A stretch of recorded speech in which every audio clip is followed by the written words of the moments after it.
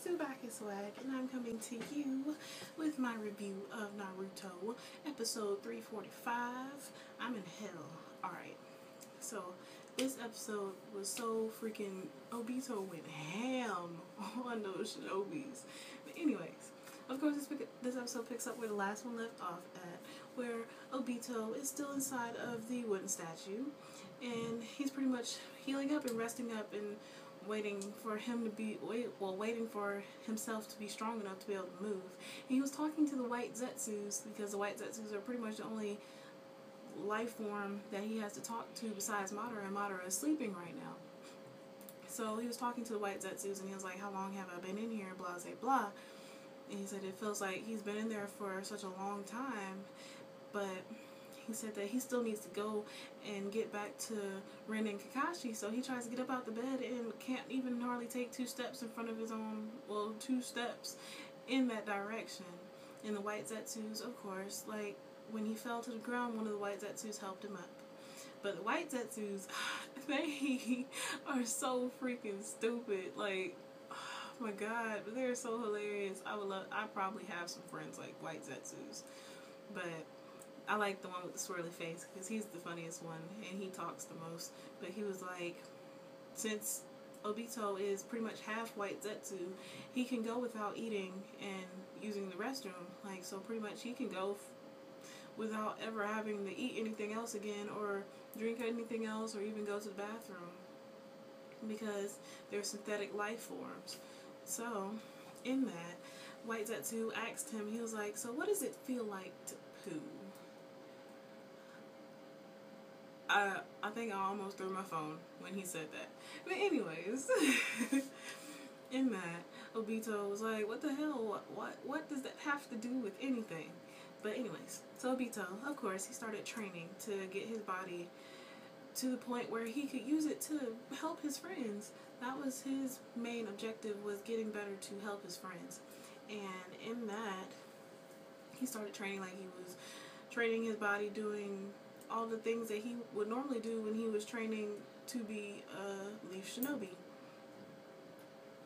And there was one part in particular when white Zetsu was sitting on Obito's back while he was doing push-ups, and he drew a picture of poop and showed it to him, and Obito was like, Nani? Like, really? What? Why? Anyways.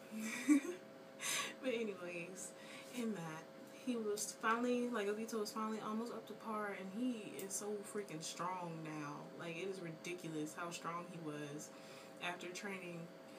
They don't really say how long he was in there. Like, time really doesn't pass in there, because you can't see the sun, so you don't know if it's daytime or nighttime, or if it's been a day, or 3 days, or a week, or a month, a year, anything. But in that, he finally was almost up to par, and one of the white Zetsus came to him. Like, they phased through the wall, because of course white Zetsu are made from the earth, so they can phase in and out of the ghetto statue without having to use the doorway. And white Zetsu came to him, and he was like, your friends Rin and Kakashi are in trouble. They were pretty much ambushed by the Blood Mist village, which they said it was either Black Ops or just some of the Jonins. So Obito freaked out, and he was like, I need to go help them. So he went and punched the wall. He put a pretty big crater in it, but when he did that, his like synthetic arm like fell off. It was gross.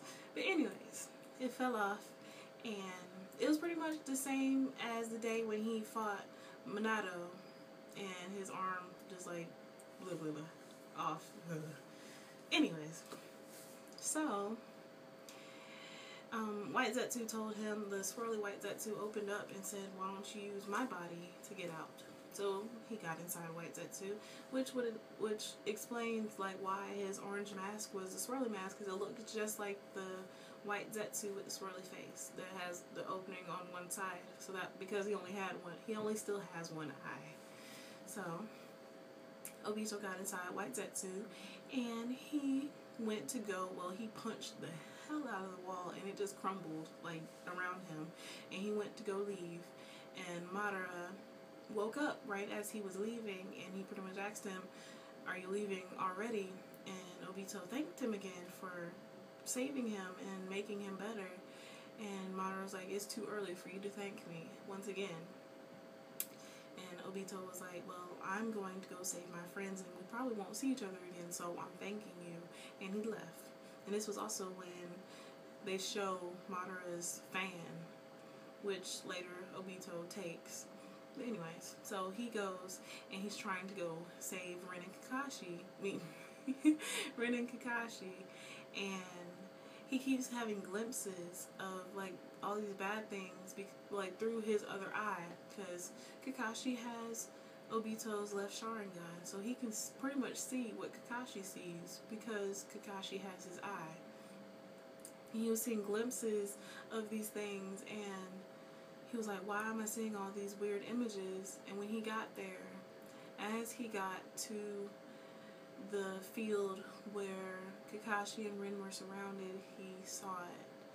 Kakashi was using his Chidori. They don't explain like what happened, but Kakashi was using his Chidori, and it was going through Rin's heart.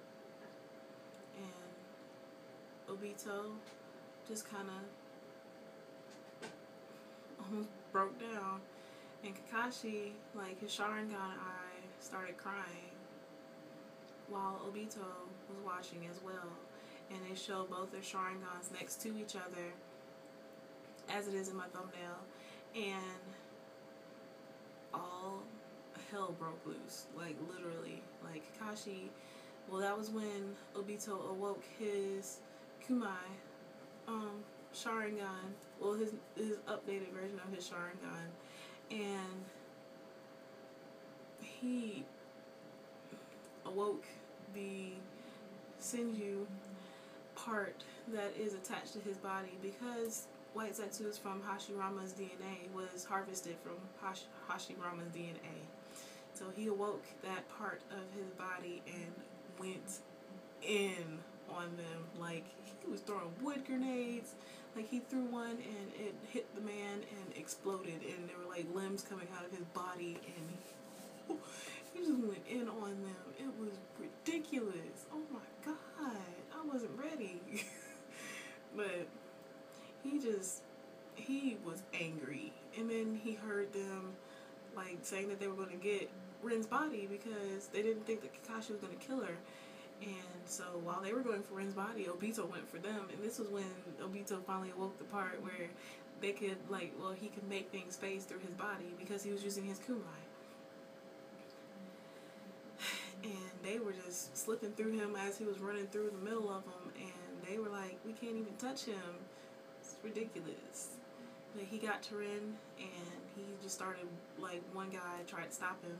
He just wailed on him till he was like in a puddle of his blood. The dude was dead in a puddle of his blood.